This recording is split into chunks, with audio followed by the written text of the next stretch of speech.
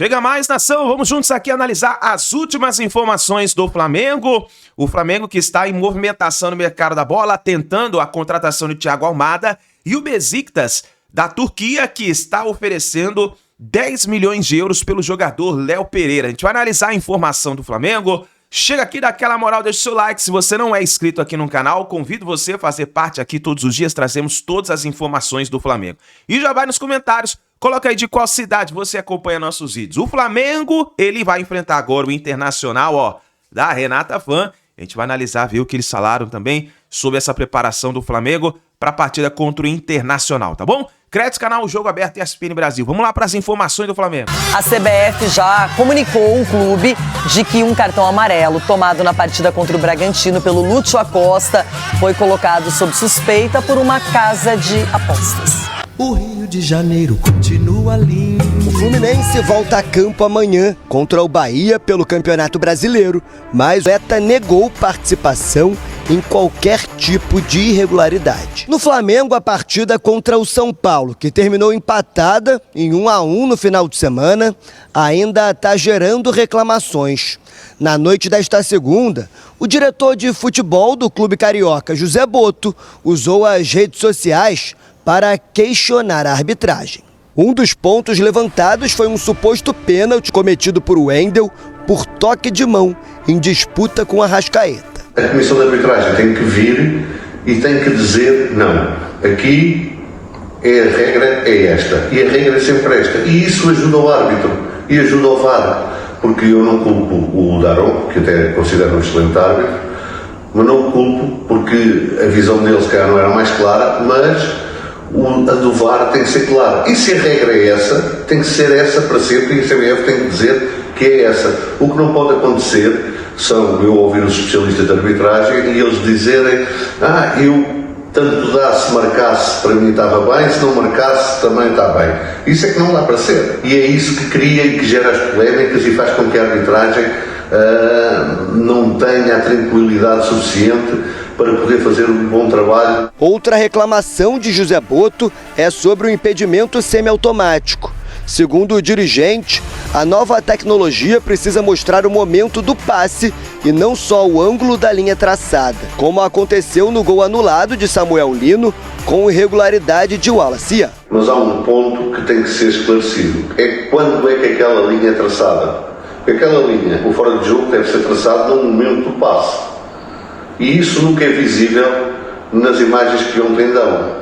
Porque normalmente aquilo que assistimos, tanto agora na Copa do Mundo como noutras ligas, é uma imagem que mostra a altura da bola sair e depois é traçada a linha aí e mostra todo o campo. Ali não, só mostrou os dois jogadores. A partida de domingo no Maracanã foi apitada por Anderson Daronco e teve Rodrigo D'Alonso Ferreira no comando do VAR.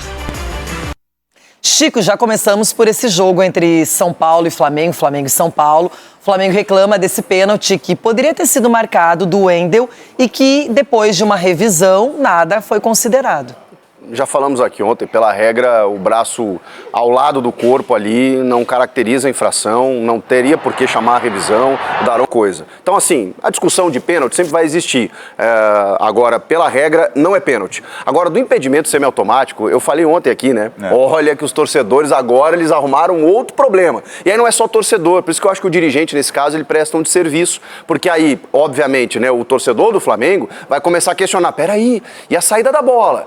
Igual ao sistema da Copa do Mundo, é o sistema da Premier League, por exemplo, em que você tem um software que identifica a batida da bola. E é por ali, por isso que é semiautomático, porque a operação humana ela é apenas de checagem. A máquina que estabelece a parede, o impedimento, onde está, com o software identificando a batida da bola, e aí a cabine do VAR vai lá e checa, ok, é isso, exibe no monitor, comunica o árbitro e o impedimento está confirmado ou não. Ainda assim, é um sistema muito mais qualificado e efetivo do que nós tínhamos. E a gente aceitou isso. E há uma convenção e os clubes aceitaram isso. Agora a gente vai reclamar do pelo do ovo. Chico, eu acho que isso deveria ter sido lá no início do campeonato. Perfeito. Não, eles esperaram a Copa, ficaram testando. Muitos jogos foram produzidos sem esse auxílio, com alguns erros grotescos que a gente já discutiu aqui inúmeras vezes. Então, Eu penso, começa a competição com a tecnologia ou não, ou deixasse pro ano que vem, mas eles ficam naquela ansiedade, querer melhorar, e não é assim, não é tão 100% como dizem. É um problema, vai ser questionado, Edu, isso pra mim ainda vai dar muito pano pra manga. É igual a regra que a gente está querendo colocar aqui, né, da Copa do Mundo, né, a questão, né, dos jogadores caírem no chão, né, para você ganhar tempo, aquela coisa. Vai ter uma reunião para definir se vai ter ou não vai ter. Agora, sim, Renata, nós brasileiros, a gente consegue estragar muitas coisas. Acho que a gente já começou com o VAR, já começou meio que estragar, desconfiar. Aí vem o semi-automático. A gente já começa a desconfiar. Então, daqui a pouco, nada vai prestar. Eu acho que tem que dar tempo, adaptação, sim, para ver realmente, como o Chico explicou muito bem realmente como funciona esse impedimento semiautomático. Só as pessoas, de repente, quando acontece sendo prejudicada, que vai querer questionar. Ronaldão, você está convencido dessa tecnologia? Não, que é convencido de nada, vou esperar, que é isso. Agora, o Boto, ele reclamou aí, acho que ele viu o Arrascaeta, ele viu o Arrascaeta e viu o Daronco, ele falou pênalti. Só pode ser isso. Ô, Boto, você é um cara de madeira, reclamar de um lance desse, velho. Quantos lances o Daronco já não deu só do sorveteiro cair aí? E deu pênalti pro Flamengo. O Arrascaeta tropeçava pênalti. Todo mundo pênalti. Então, deixa eu falar, você tá mal acostumado, Boto. Para que sair. Tá colocando lenha aí num negócio que tá vindo aí pra tentar ajudar. Reclame com coerência. Faça como eu, bebelo. Agora, Chico, uma casa de apostas notou um volume muito alto de apostas em cima do cartão amarelo do Lúcio Acosta. Ela vai lá, comunica o órgão fiscalizador responsável, que por sua vez comunica a CBF, que leva essa situação ao clube. Então o Fluminense está ciente de que isso está sendo investigado. O Lúcio Acosta, que tomou o cartão amarelo, ele falou que não tem nada a ver, que isso aí é um absurdo. Tudo bem, Glaucia? Um beijo grande para você, beijo Mari, abraços para todos que estão aí, Breiler também, né? Enfim, todos que estão por aí, beijos e abraços, quem também nos acompanha de qualquer lugar, no Disney Plus, enfim, todos que estão ligados neste Sport Center. Flamengo, que você mostrou aí, vai visitar o Internacional amanhã, 19h30, Beira-Rio, jogo complicado, jogo contra o Inter no Sul, sempre bastante difícil, né? E o Flamengo pode ter o retorno de Lucas Paquetá. Treinamento vai ser à tarde, depois a delegação viaja para a capital de Porto Alegre, do Rio Grande do Sul, para Porto Alegre, capital do Rio Grande do Sul, e aí sim o Flamengo vai divulgar a lista de relacionados, mas muito provavelmente o Paquetá vai estar nesse bolo aí, voltou a treinar como todo mundo depois daquela lesão muscular que sofreu na Copa. O Carrascal também de volta, porque cumpriu suspensão, que tinha levado um gancho contra o Palmeiras, 3 jogos, cumpriu 2 agora na volta após a Copa do Mundo, então vai estar liberado. Já é um desafogo ali para esse meio de campo do técnico Leonardo Jardim. Luiz Araújo ainda fora, o Plata com a tendinite no joelho pode ficar fora também, ainda tem alguns problemas como o Léo Ortiz, então de fato o Flamengo tem os seus percalços aí no Campeonato Brasileiro. Não teve uma boa atuação contra o São Paulo, ficou no 1-1 no Maracanã, mas o Flamengo, apesar da atuação ruim, deu uma chacoalhada ali. Voltamos, né? Depois da Copa do Mundo, voltamos de fato para nossa velha borracharia do Campeonato Brasileiro. Então, aquelas reclamações de arbitragem, posicionamentos, etc. O Flamengo não fugiu à risca. O Boto, falando em contradição da arbitragem, de critérios e tudo mais, ele divulgou um vídeo sobre isso, aponta ali a questão de um possível pênalti do Wendel numa jogada com a Arrascaeta e, claro, o lance do impedimento semiautomático, aquele biquinho da chuteira ali do Alaciano, o lance do gol do Lino que foi anulado. Então vamos observar o que falou o diretor de futebol do Flamengo, o José Boto. Pediram-me para falar aqui um pouco de arbitragem em relação ao jogo de ontem, em relação a algumas coisas. Dizer que, primeiro, eu não acho os árbitros brasileiros que sejam maus. Acho que o grande problema do Brasil é a falta de critério. Nós tivemos agora no Mundial o Rafael Claus, o Wilton e o Abate, e tiveram boas atuações, porque aí os critérios são claros. E em relação ao jogo de ontem, há duas coisas. A primeira é ser claro se a utilização do braço, ostensivamente, mesmo que o braço esteja perto do corpo, ostensivamente para tirar vantagem, é falta ou não é falta? E vir a Comissão de Arbitragem da CBF dizer que não é falta, e não é falta em nenhum estádio do Brasil, não é falta em nenhuma parte do campo, aquilo é penalti porque ele tira vantagem da utilização do braço, apesar do braço estar quase junto ao corpo. Mas é clara a intenção dele de desviar a bola e a trajetória da bola com o braço e não com outra parte do corpo que é jogável, e o braço, que eu saiba, não é jogável. Em relação ao impedimento automático, eu acho que há aqui um ponto que eu não sou especialista nem especialista em arbitragem, nem especialista em tecnologia, mas há um ponto que tem que ser esclarecido. É quando é que aquela linha é traçada. Porque aquela linha, o fora de jogo, deve ser traçado no momento do passe. E isso nunca é visível nas imagens que ontem dão. Nós não temos a certeza, nem sabemos, e não estou a duvidar que não seja, que aquela linha foi traçada na altura que o passe é feito, porque é esse que conta. E é isso que também a CBF e a Comissão de Arbitragem têm que esclarecer e dizer, meus amigos, está certo, está a ser traçado assim, falta-nos um software qualquer para mostrar isso, mas está a ser traçado assim.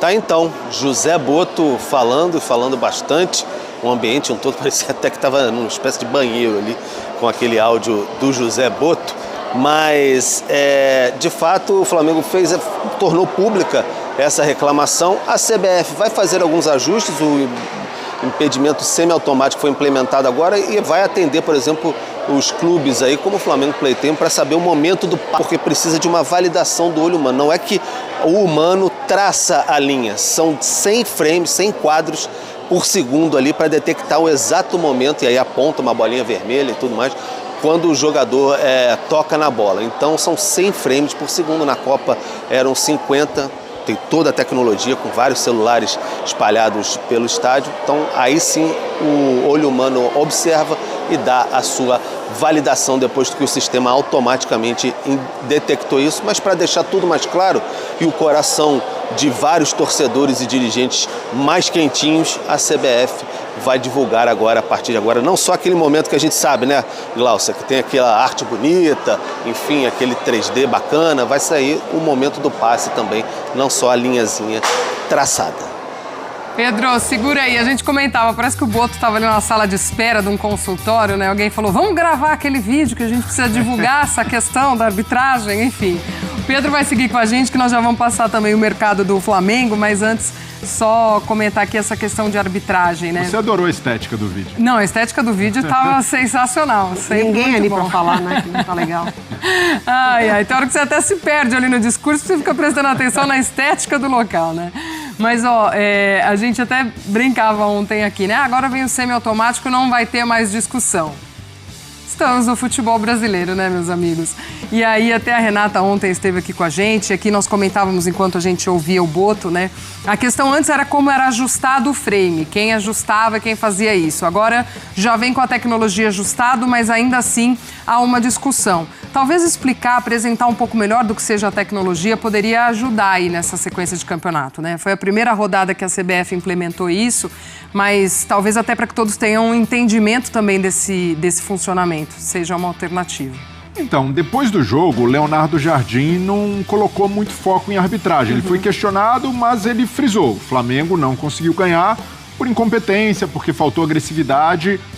Justo, coisa do jogo, o Boto sentiu a necessidade de fazer uma manifestação institucional. Ele traz 2 pontos que a gente colocando à parte futebol brasileiro, coisas que a gente sabe que é para pressionar a arbitragem, mas são 2 pontos válidos para discussão. Sobre o critério de mão, ali de fato no lance do Wendel, para mim, mesmo que ele não tenha ampliado tanto o braço, há um movimento intencional em que ele carrega a bola. Para mim, o pênalti deveria ter sido marcado e ainda há muita diferença, muito bate-cabeça de critério em lances de bola na mão e mão na bola. No jogo do Palmeiras, por exemplo, houve a marcação de um pênalti contra o Atlético, em que a bola toca no braço de apoio do zagueiro, do Juan. O pênalti foi marcado pelo árbitro, felizmente o VAR revisou, porque o pênalti não deveria ter sido marcado. Então ele tem razão nesse ponto. Sobre a questão do impedimento semiautomático, a tecnologia é para trazer precisão e mais transparência. Em relação à precisão, para que as pessoas tenham confiança no sistema, eu vejo que é fundamental ter esse momento em que a linha é traçada no toque da bola, para que o torcedor, para que não gere esse debate depois, não haja margem de contestação. Então eu vejo que é algo que, de fato, a CBF tende a adaptar. O impedimento semiautomático ajuda. Quando o torcedor vê ali o pezinho do Wallace à frente, você fala, tá um pouco à frente, mas tá. A tecnologia mostra claramente, mas é preciso mostrar esse momento anterior do toque na bola quando a linha é traçada, para que não haja margem de dúvida e para que a tecnologia seja plenamente confiável. Contestação sempre vai existir, Glaucia, mas quanto mais se aprimorar o sistema de transparência, mais ganha o futebol. A própria CBF se coloca nesse papel, né, de ser questionada, porque ela garante que esse impedimento semiautomático ele já vai fazer parte do futebol brasileiro no início da temporada. Isso não acontece. Aí você tem todo esse tempo para se planejar, porque de fato demanda muita coisa, né? Ontem a Renata falou o número de câmeras necessário, né, para ter o impedimento automático ali, para que você consiga de fato ter a tecnologia presente nos estádios. Demanda ali tudo, dinheiro, tudo. Só que a CBF tem todo esse tempo de atraso para se planejar para que isso aconteça na volta do campeonato depois da Copa do Mundo, e ela sequer programa uma coletiva, que seja uma apresentação do que ela vai colocar de inovação na competição, porque é uma inovação no campeonato. Eu lembro quando o VAR surgiu, né? Muita coisa foi apresentada ali para todo mundo, muitas dúvidas foram tiradas, enfim, a CBF ela teria que ter tido esse cuidado também, porque senão você dá margem. Você não explica, as coisas ficam muito soltas. E aí ela emite uma nota de avaliação depois desse primeiro uso do impedimento automático, avaliando como positivo, porque de fato é positiva a inovação, mas traz questionamentos. Então a própria CBF se coloca nesse papel, né? E aí os dirigentes nunca vai falar depois de uma vitória, né? A gente olhou ali, o adversário também, né, gera essa... Não, o Flamengo deixou pontos importantes contra o São Paulo, e aí surge o questionamento. Pedro, vamos falar de bastidor, só que de mercado aí pro Flamengo, proposta para jogador do clube, o clube também se movimentando ainda para trazer mais gente. O que a gente tem de novidade aí?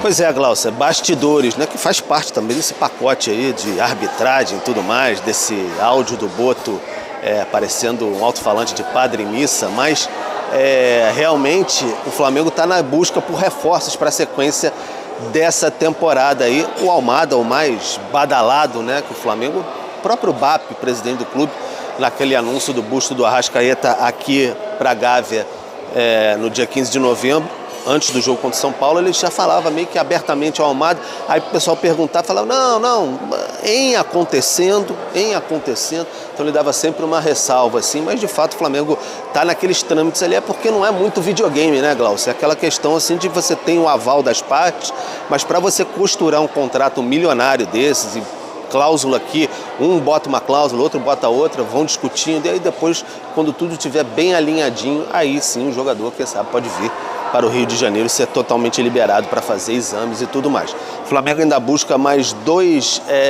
reforços além do Almada, além do meia, né? Que o Leonardo Jardim já falou, busca um ponta e também um atacante.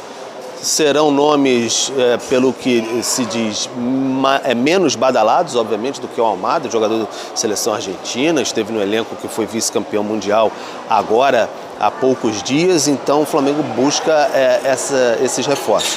O Léo Pereira, também jogador de Copa do Mundo, recebeu uma proposta, o Flamengo recebeu uma proposta do Besiktas de 10 milhões de euros. Jogador que vai fazer 30 anos, o Flamengo pode conversar por uma valorização. A ideia é não perder esse jogador, porque 10 milhões de euros no universo rubro-negro nem é um valor tão alto nesse sentido.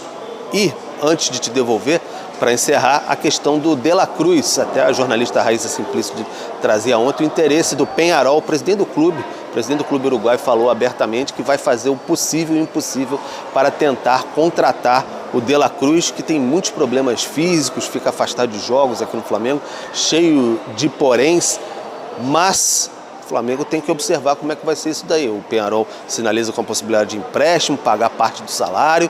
É um modelo que não agrada tanto, por enquanto não. Mas tudo bem conversadinho, de repente pode sair negócio. A janela está aberta e escancarada, então pode entrar e pode sair. A gente volta a qualquer momento com atualizações sem áudio de alto-falante de Padre na Missa. Tá bom, Glaucia? Fechado, Pedro. Ótima sequência de trabalho aí pra você, pra nossa equipe. Um beijo grande, trazendo todas as informações lá do Flamengo pra gente. Seguimos no... É isso aí, nação. Tá aí as últimas informações do Flamengo. Então, tem movimentação no mercado da bola, em proposta na mesa pelo jogador Léo Pereira e o De La Cruz, que pode estar a caminho do Peñarol do Uruguai. Então vamos ficar de olho e nós vamos trazendo para vocês todas as informações. Por isso, se inscreva no canal e fica ligado, hein, que assim que a gente tiver notícias e informações do Flamengo, nós vamos trazendo aqui para vocês, tá bom? Grande abraço, a gente se vê no próximo vídeo.